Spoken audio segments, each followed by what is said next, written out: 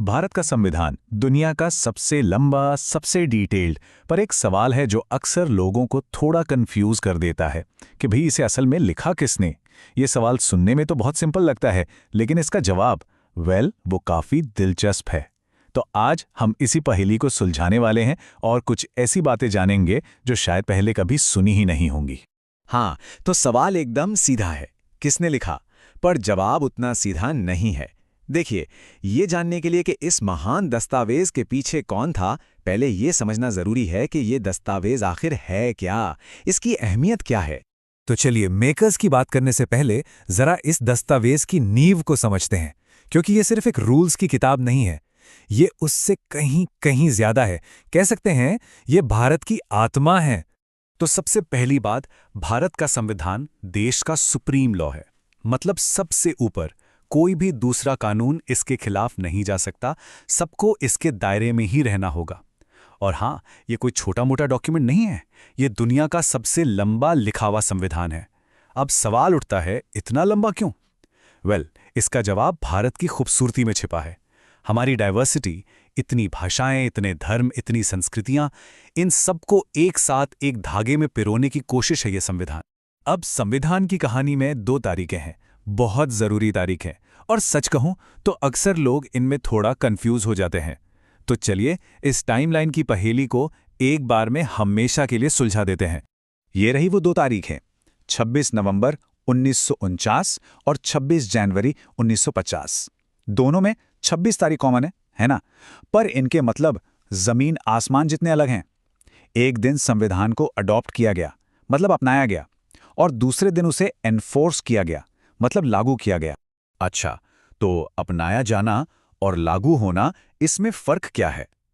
देखिए, अपनाया जाना मतलब जिस टीम ने इसे बनाया था, यानी संविधान सभा, उसने कहा हाँ ये फाइनल है, काम पूरा हुआ, और इसीलिए 26 नवंबर को हम मनाते हैं संविधान दिवस।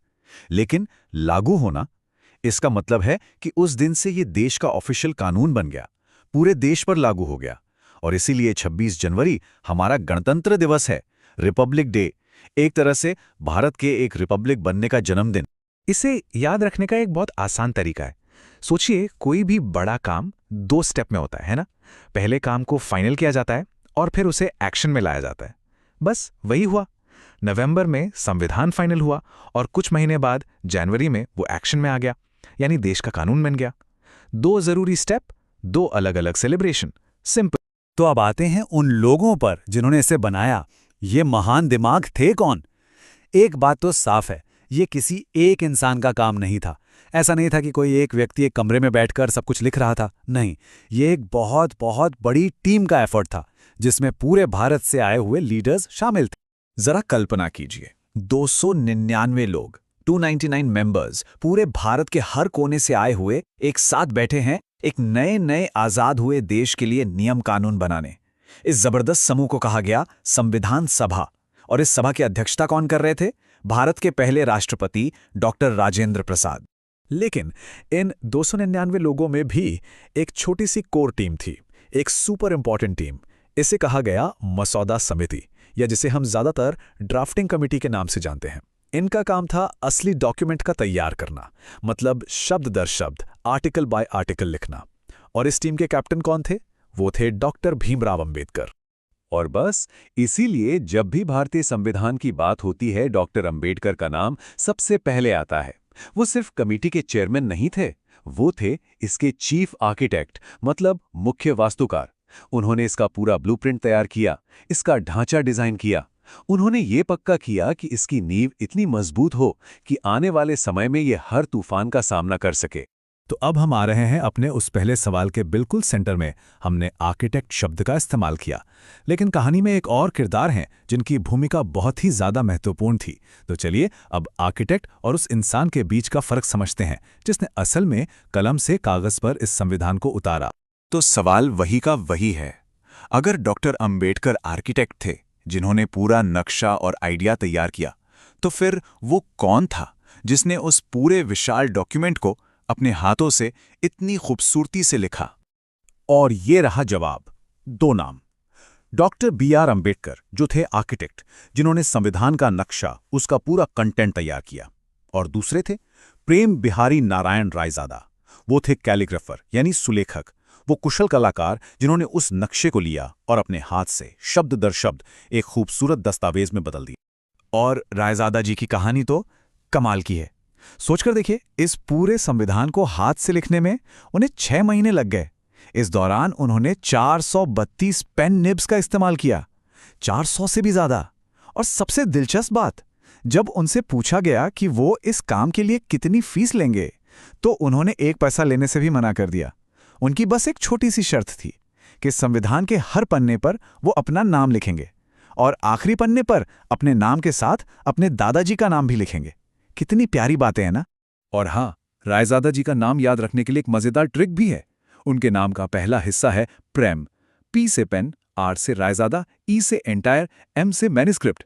पेन से रायजादा ने एंटायर मैन्युस्क्रिप्ट बनाया। इस एक लाइन से आर्किटेक्ट और कैलीग्राफर के बीच का फंक हमेशा याद रहेगा। तो अब हम मेकर्स को जान चुके हैं, आर्किटेक्ट और कैलीग्राफर दोनों को। चलिए अब जरा कुछ नंबर्स पर नजर डालते हैं। आंकड़ों में हमारा संविधान कैसा दिखता है और इतने सालों में इसमें क्या-क्या बदलाव आए हैं।